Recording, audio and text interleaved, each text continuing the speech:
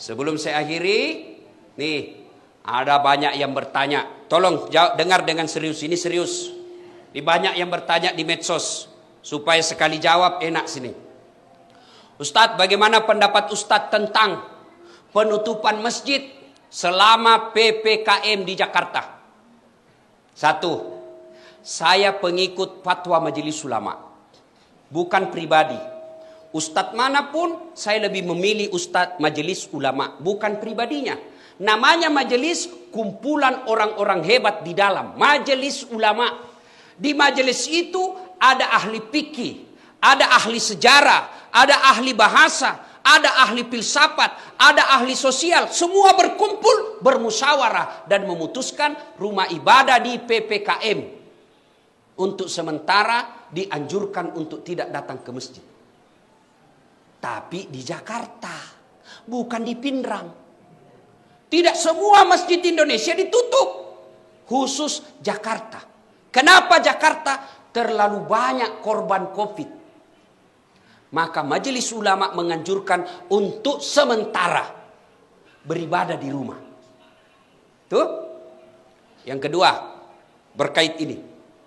Bertanya, kenapa Pale masjid ditutup, pasar dibuka?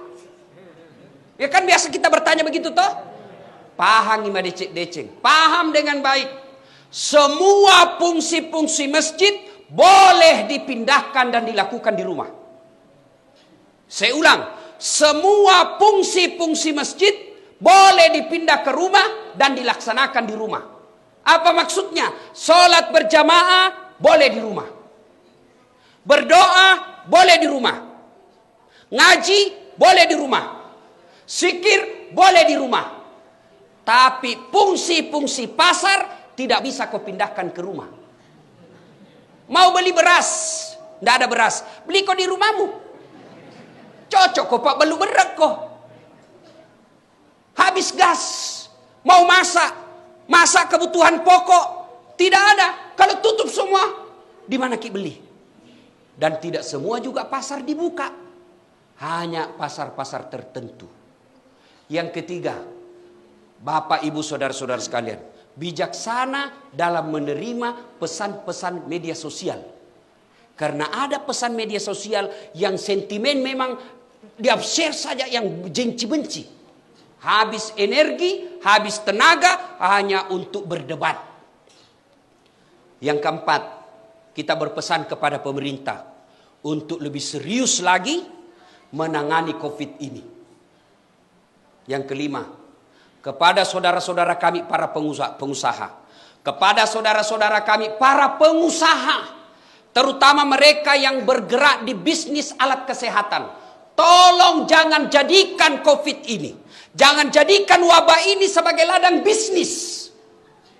Kami tidak pernah marah kalau kau bisnis ladang sawit. Kami ikhlas kamu berbisnis tambang. Tapi tolong jangan jadikan COVID ini sebagai ladang bisnis di antara kalian. Kasihan masyarakat kita. Mereka hilang nafkahnya, mereka hilang lapangan kerjanya, mereka hilang keluarganya. Lalu kau jadikan ini COVID sebagai ladang bisnis, demi Allah tidak berkah hidupmu sampai akhirat. Mudah-mudahan COVID ini segera berlalu. Tidak enak kita punya hidup selama COVID. Kemana-mana tutup masker. Kemana-mana kita selalu stres. Sampai di rumah ada juga lebih menakutkan lagi. Mak jaluk mataru benewe. Melok ki mewe. Dek na lemu nyawa tak pak. Masih sakit ko lapangan. Masih kasih ko kantor. Ilat tu sikit bene tak pena. Tanya ya pak. Tanya ya. Ini mana tuh.